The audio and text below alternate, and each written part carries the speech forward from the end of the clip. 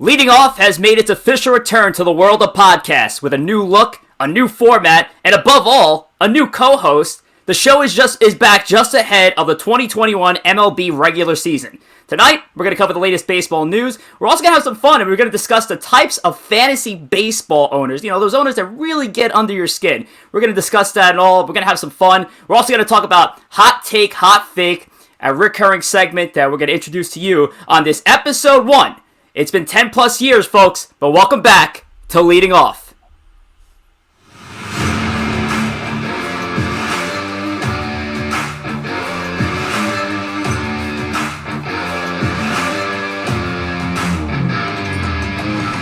We are live! This is episode number 1 of Leading Off, live from Studio 69 in New Jersey and REM Studio in Staten Island, New York, and exclusively on Twitch and powered by StreamYard. And welcome back to the show on this Monday, March the 15th, 2021. I am your host, Rich Rivera, and I am being joined by the man who always has a beer in his left hand, ESPO. You're wrong, Rich. It's in my right hand this time. Oh, there it is. Thank you for that lovely introduction, Rich. As always, it's a pleasure to be here. We are finally leading off.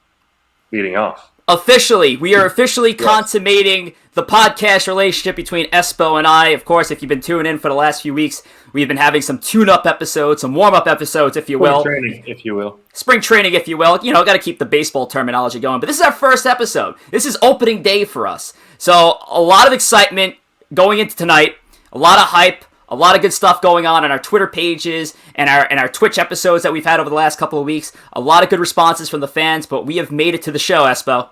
Yes, Rich, I'm so hyped. I know we've been building up the excitement for the last few weeks, so I'm glad it's finally here. So let's get to it. Yeah, let's get to it. And I guess some more of a recap. So if you tuned in for our first warm-up episode, this is kind of like a copy and paste, but some intros here. So I've been doing podcasts for almost 10 plus years, and I ran into this fellow, Espo, at my current job. We found a mutual love for baseball and for broadcasting. He has a broadcasting background as well. I'm not the only one here. He's not an amateur. But also Game of Thrones, too. So we had some cool stuff to talk about, but the biggest thing, of course, being We're not baseball. Go there, Rich. We're not going to go there. Are we talking about Game of Thrones, especially that final season? I mean, it's not the show for it, but Season 8 of Game of Thrones ended about as well as the 2015 World Series for these guys. Oof. And we'll leave it at that. Oof. See, you have to have me like come in with those lines, being the Yankee fan and all, and that's probably another big deal about this show. Who's Alex? Espo is representing the Mets. I'm representing my New York Yankees, and if you listen to my sister program later tonight, 8 p.m. Eastern Time, also an episode number 1, Savages in the Bronx. I host that with our mutual buddy, Mr. Tom Waspel, so that'll be fun as well, but I'll talk about that later. But let's get to this show. Leading off, we've been talking about doing a show for some time, Espo, and we're finally here. March 15th, 2021, a day in history to talk some baseball. The Ides of March, Rich. Also, another day in history. Caesar, he got on this day, so. He got? Wow. Yes, Caesar dying, great podcast beginning, history. It's all happening. I should have ordered a Little Caesar's pizza. I think that would have been a great way to ring in Leading Off and the death and betrayal of Caesar. I mean, that's great. You live in the tri-state area, you should never be near a Little Caesar's. By the way, folks, this is a baseball show, even though we covered Game of Thrones and Caesar and history. But welcome to Leading Off. And hey, you can follow us on Twitter at Leading Off 2021. You can follow ESPO at The Life of ESPO. And you can find out all about the life of ESPO on his Twitter page. But you can follow me at Rich J. Rivera as well. So let's get into our first bit. Why not, ESPO? First bit of the first official episode of Leading Off. It's Ducks on the Pond. Yeah, what's Ducks on the Pond, ESPO? Sorry, I had to do it. Ducks on the pond, as you know, in baseball terminology, when the bases are loaded. But for the purposes of our Leading Off program, Ducks on the Pond is just your casual news segment, kind of the rundown of what's what in the baseball world. Yeah, absolutely. We got the bases loaded full of news and notes of MLB. We're going to cover some 3 major topics going on. And obviously, it's a little tough with it being spring training at all, so there's not much going on. So maybe this news isn't as important. But we did have an interesting note from a player who Espo, you mentioned, isn't a Hall of Fame player, but a guy who's probably in the Hall of Very Good. Nick Markakis, longtime Baltimore Oriole, formerly with the Atlanta Braves, announcing his retirement. Mr. Nick Markakis, pride of Glenn Close. I was about to say Glenn Close, the actor, but pride of Glen Cove, New York, and of course a Oriole. I'm not going to call him legend, but definitely a fan favorite, and probably had a more than a higher average career than most guys can say. But not a Hall of Famer like we had discussed earlier off the show. But when you look at the guy's stats, and it's All-Star only a couple of years, but he's a guy that was just always on winning teams year in and year out, and the kind of guy that you want on your team. I was a fan of Nick Markakis, even though he played a lot of games against the Yankees, even though he did a lot of damage against the Yankees.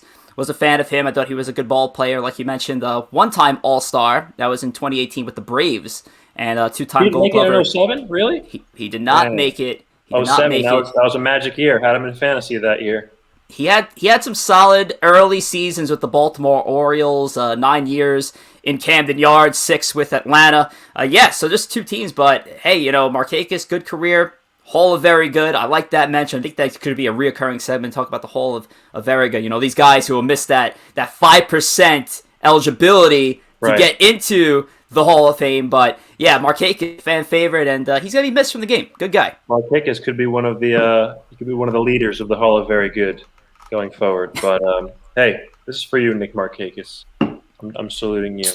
Oh yes, absolutely. You forgot the crack one. This is Espo's weekly beer. And actually, since we did the show this past Wednesday, it's coming a couple days earlier than your normally scheduled beer. I'm not an alcoholic. Let's just put that out there. What's your beer today? Who are we giving free sponsorship on leading off? Going with Pipeworks Brewing, Ninja versus Unicorn, double pale ale, double India pale ale, I should say, IPA for you folks at home. One of the coolest ones I've seen, but.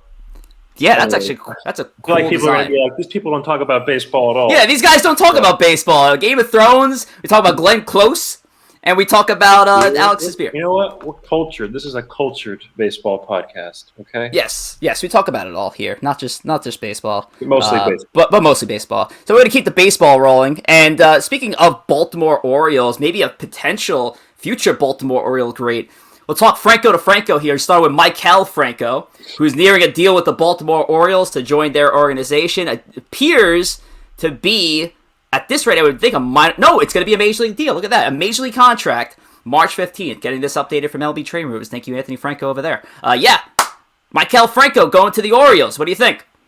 I have little to no thoughts on the matter. This is probably one of the more inconsequential moves of the entire offseason. The Orioles are trash. Maikel Franco's not even good. What's his OBP? Come on. No, I'm sorry. That's kind of mean. Good for Maikel. He'll probably rebuild his value in Baltimore playing in Camden Yards. Maikel Franco. Games. So, good for him. I hope he hits 30 home runs. That's my thoughts. I hope so. Well, not against any of them, against the Yankees, of course. But yes, it's a nice improvement at third. It's a nice improvement at third base for the Orioles,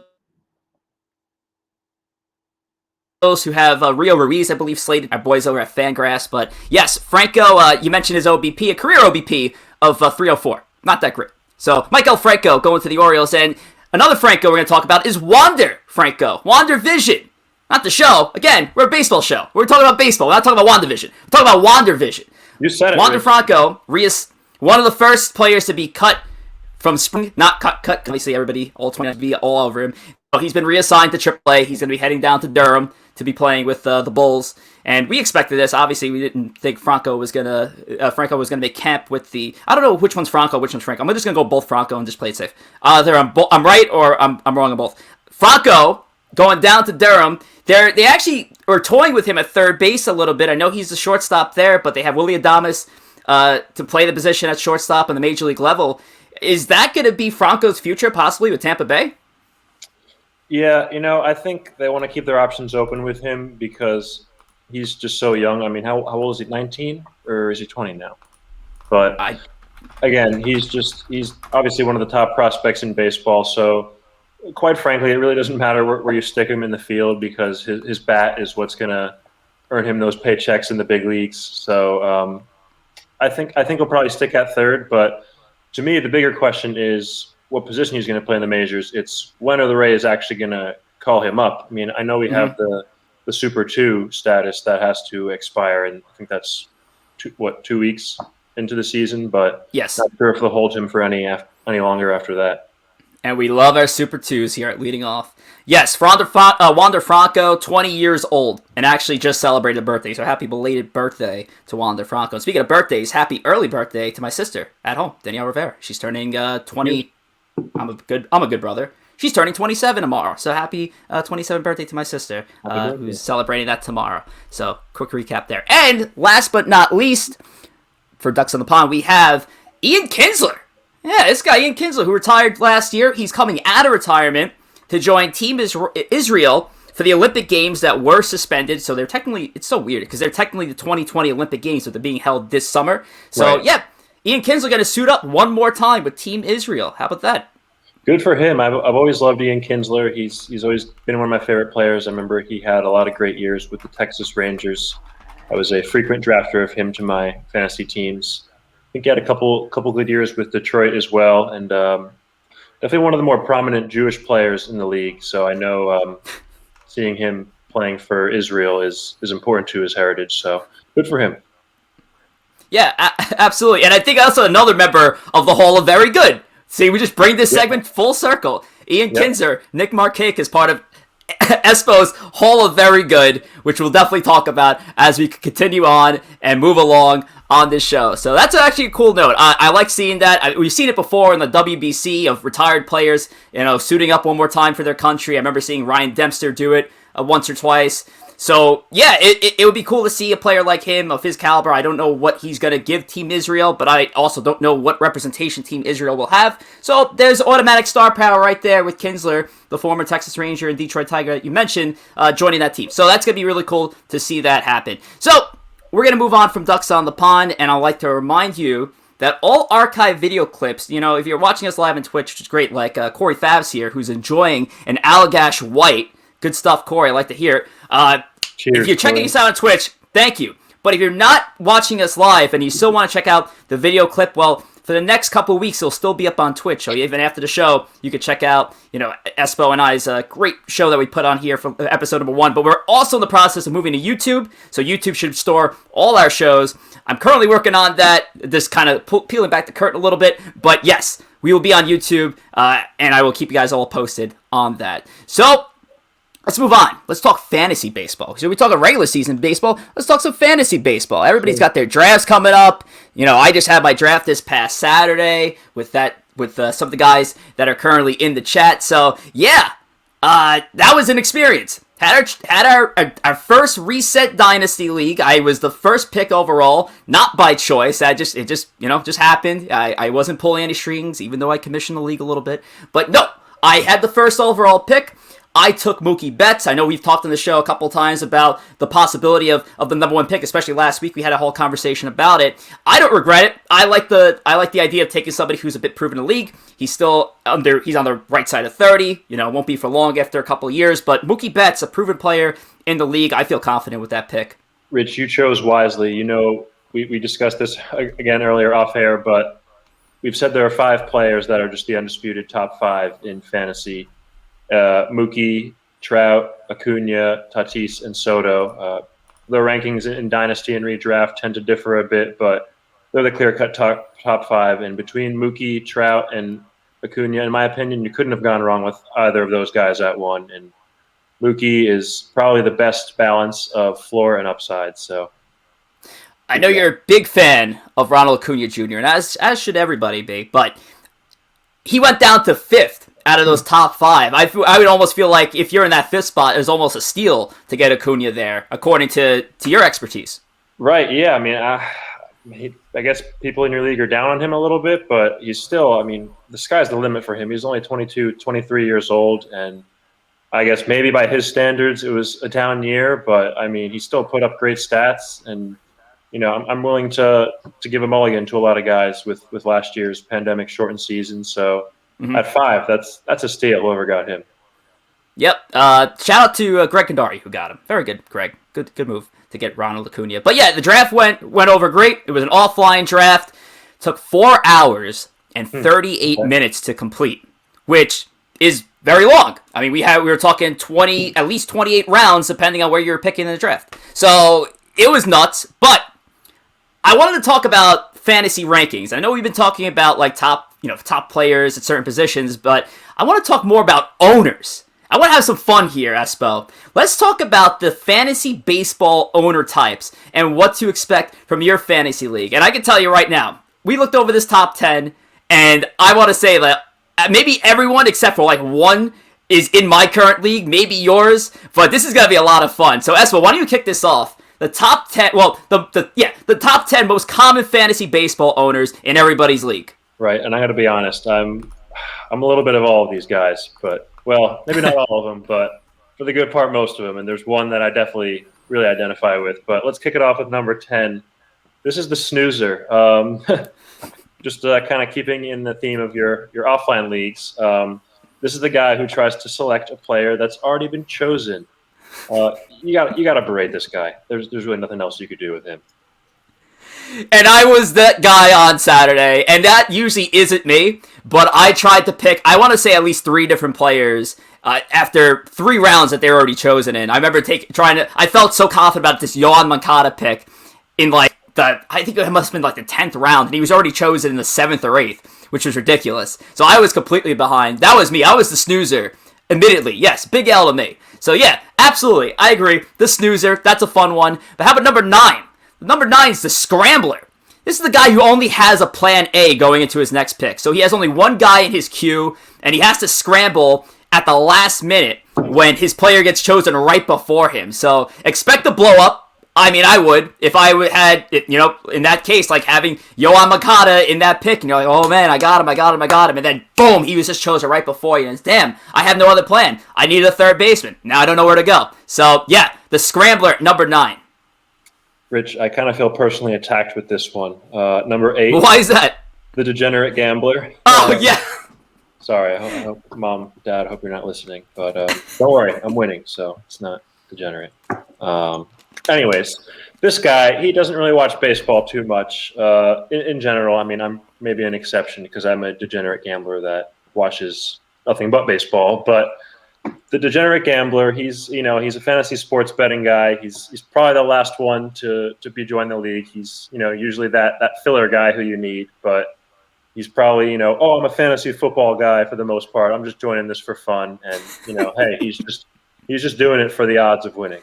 I feel like a lot of baseball owners come in, they're like, yeah, I just do fantasy football, but I got the ESPN app anyway, so let me just, I'll do it. I don't care. And they always are like the last person to join. It's just, he knows sports, so let's just get him in. Yeah, the degenerate gambler, great.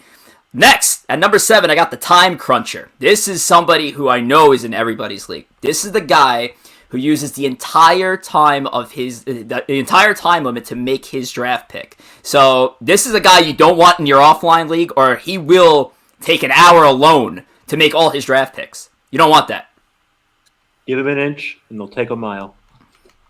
Yep, that's perfectly said. And in an offline league, which had happened on Saturday, our time limit is basically the other 9 owners telling that guy, all right, make your pick. What the fuck you doing? So, yeah. Espo, what do you got? Peer pressure, one of the great.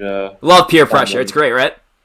Moving on to number 6, we have the shit talker who never wins. Can't relate, but this guy, he knows a good amount of baseball, but less than he makes the rest of the league believe. He's definitely tends to embellish things. He thinks he's the favorite before he even makes his first pick, and let's be honest, he's probably the first one that ends up selling at the deadline. I mean, So I don't know if to a T, but I'm definitely a shit talker, and I definitely do not win. But I do know the game, so it's like that is basically to like the full definition of it. I don't know if I am the shit talker who never wins, but I definitely will talk about my game. But there are a lot of people who are like, yeah, I know what I'm doing, and yeah, they're the first one to start trading guys by mid-season. Number 5, you're talking the broke part of fantasy sports, Rich. I'm just gonna say, yeah, absolutely. I mean, it's also a necessary part of just baseball talk and softball talk. Yeah, gotta talk trash to stay ahead. Anyway, number 5, we talked about the degenerate gambler, but I'm here to talk about the broke-ass degenerate. So this guy may or may not watch baseball, but he needs money. So he's going to join the league. And he's also probably known as Mr. IOU. He's the guy that you're chasing as a commissioner. You're chasing him all season long for $50 that he refuses to send you via Venmo. The broke-ass degenerate, number 5. I've played with a few of these. I'm glad to say that I am not among them. I pay my thank dues. God. I pay my league dues before the draft, and I think that is essential. If you're a commissioner of a league, you got to do that. Make sure everyone pays before the draft, because after that, it's just open season. Nobody wants to chase anybody down. And I'll tell you what, nowadays, like back in the day, you had to collect cash and like keep track of it, all that. But now with the Venmo and PayPal, it's so much easier to just, yeah, exactly. It's so much easier to collect and just distribute. It's the best, and highly recommend it. Anyway, what do you got at number 4? Mafia, hunting guys down for cash. Right, or it's Stewie Griffin hunting down Brian in the Family Guy episode with the towel rack and just beating the hell out of him. All right, yeah. Espo, who do you got number 4? Number 4, we have the Troll. The Troll. He's probably the most hated guy at the draft. He follows zero etiquette whatsoever. He takes positions of low value, catchers first, relief pitchers. I remember one time I was playing with a guy who took Mariano Rivera in the second round. This guy will take 2 of the best players that only play one position with back-to-back picks. If there's 2 catchers left on the board, he'll take them both. Shout out at JR Pugs on Twitter. No one wants to trade with this guy. He's on an island. We hate him. We do not like the Troll. The Troll breaks up the entire flow of the draft. It's usually the Troll that makes that first head-scratching pick where it's like, what are you doing? What are you doing to us? And it might benefit him, but it's not going to benefit anyone else. So, yeah, right. The Troll. We don't like the Troll. And it's not just with the draft. I mean, even with mid-season trades, if a guy is clearly out of contention and he's just trading with the better teams just because he can to be a troll, like, come on, guy. I mean, he does it off the principle, but I digress. I've been personally affected by this, so... Number 3, Mr. Inactive. I've kicked out some Mr. Inactives out of my league before. This guy is silent on all league decisions, and if it comes down to him being the last vote, then he'll say something. He makes little to no transactions. He just refuses to listen to trade offers. He's going to walk into a keeper league with all his draft picks. He didn't gain any. He didn't lose any. He makes no moves, no effort. This guy almost never wins. The Mr. Inactive. Not very, very disliked in a fantasy league. Mr. Inactive is something I will never claim to be ever, because fantasy sports is honestly I'm kind of an addict, man. It's just a way of life for me, and I'm checking that shit multiple times a day, every day. So, Mr. Inactive, I want no. You're real number 8. Espo's a real number 8. Who's at number 2? Number 2. You like this one. Me. Number 2 is me to the core, Rich. Again, it all comes back to Moneyball for me, Rich. This is the wanna bean, the Billy Bean wannabe, the guy who thinks he's Billy Bean, aka me, the guy who knows everything and everyone in baseball. He makes a lot of reach picks. He takes guys that no one has on the radar because he and only he sees something in this player's game that's gonna propel him to victory. This is the advanced scout. I confess, I am the wannabe. Oh, same. Yeah, I am definitely a wannabe, absolutely. I see guys that I'm like, I hope nobody takes him, and like no one was ever going to take him, and I take him in the draft. It's a guy I could have picked up on the waiver wire right after the draft ended. But yeah, I am that guy. I am that guy who's like, yeah, I know the game. I'm bigger than the game. My team's going to win. Again, back to the shit talker who doesn't win shit. Yeah, I am that guy plus Billy Bean. I think the combination, the baby of those two, that's me as a fantasy owner. But let's get down to number 1. Let's get down to business, as Tiesto would like to say. Number 1, Homer Simpson. The Homer. The guy who only picks the hometown team guy. Yankees, Mets in our area, but he only takes the guys that he knows in his area because everything else is blacked out by MLB. And also, he might take some more notable players. Like, he'll take, like, the Miguel Cabreras of the world or, like, star players that haven't been as good for years. Yeah, Albert Pujols is good. So, yeah, that's that guy. The Homer Simpson. Homer pick. I see a Homer in the chat actually right now. I'm not going to call him out. I'm not a Homer. I'll get called out if I'm picking a Yankee. So I want to say I took 3 Yankees, which honestly is my max, I think, on my own team. I ended up taking Gleyber Torres. I took Jamison Tyone, and I took Aaron Hicks. Some solid picks there. Given a chance to Tyone, took a flyer on him in the 18th round. Aaron Hicks was towards the end. Guy draws a lot of walks. But Gleyber Torres was a guy like, all right, young guy, shortstop. Like, I need this guy to be on my dynasty league. But, like, yeah, the homer pick is got to be the number one, worst or best, however way you want to see it. Homer Simpson at number one, fantasy owner types. Anti-homer. I will draft no Mets to my fantasy team because I do not mix business and pleasure. I can't do it. Been hurt too many times. So you know what? No Mets. Sorry. we can't show this hair on screen. It's too much. Yeah, dude, you really got to get a haircut. I'm like a relief pitcher with all this hair. Yeah, absolutely. You look like Syndergaard, but like healthy. Thank you. All right, we're gonna move on. But before we do that, you can follow us at Leading Off 2021 on Twitter. We've been doing these preseason previews, which have been a lot of fun. Espo and I have been taking turns talking about off-season reports and giving our projections on the opening day roster and all this good stuff. But Espo, I think you have tomorrow's report. Who do we have on tap? I do. We're going with the 2016 World Champs, Chicago Cubs. All right. Yes, the sir. Chicago Cubs. Very interesting team in a very interesting division, which is I feel is going to be up for grabs. The Cubs. The Cubs. Man, I really don't think they made a lot of good moves. I know Jock Peterson is in the fold. They replaced Kyle Schwarber basically with Kyle Schwarber in left field. So I guess that was fun. Maybe Peterson gives you a little bit of a glove. I know Jake Arrieta's back on a minor league deal. So yeah, that's going to be interesting to see. So follow us at Leading Off 2021 for the Chicago Cubs report, brought to you by our very own Espo. So we're going to finish things off with our fun bit called Hot Take, Hot Fake. We did this a couple weeks ago in one of the warm-ups. This is when Espo and I kind of call each other out on our bullshit, if we're actually being serious about a take we're making, or if it's a fake. So how about this? Espo, you go first. I've been pondering this one throughout the afternoon, Richard, and oh boy, I have concluded that at the ripe old age of 40, Nelson Cruz is going to lead the American League in home runs.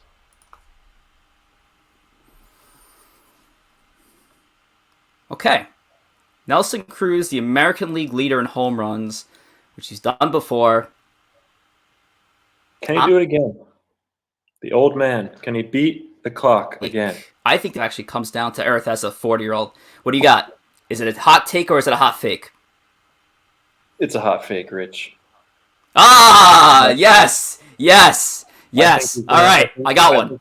I think he's finally going to decline a little bit. I mean, he's still going to be a respectable guy, but there's a couple other guys that I think are going to outslug him this year. So, hot fake for me. Sorry, Melly.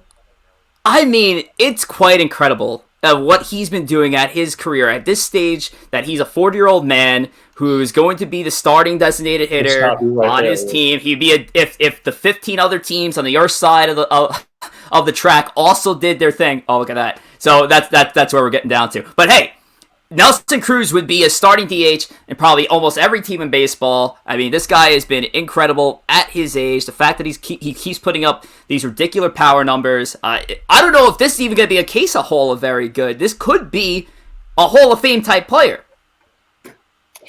Well, Rich, I mean, he did get suspended for PEDs, but if we're looking past that and we're just looking at the stats, then yes, I think we could be looking at a Hall of Fame player when it's all said and done. I mean, what are we looking at here? 417 dingers? That could be good enough, but we'll see. We'll leave that to the voters. But I want to hear your hot take, hot fake. Rich, what do you got for me? Trevor Bauer is going to be a back-to-back Cy Young Award winner. Get the fuck out of here. That's a hot fake.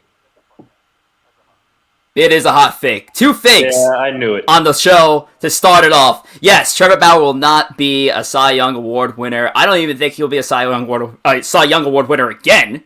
It's funny because like I'm a fan of his. I like the entertainment value he brings to the game, but I just don't think in a 162 game stretch he has a guy like Jacob deGrom beat. I don't even think he has his own teammate Walker Buehler beat. So we'll see how it goes.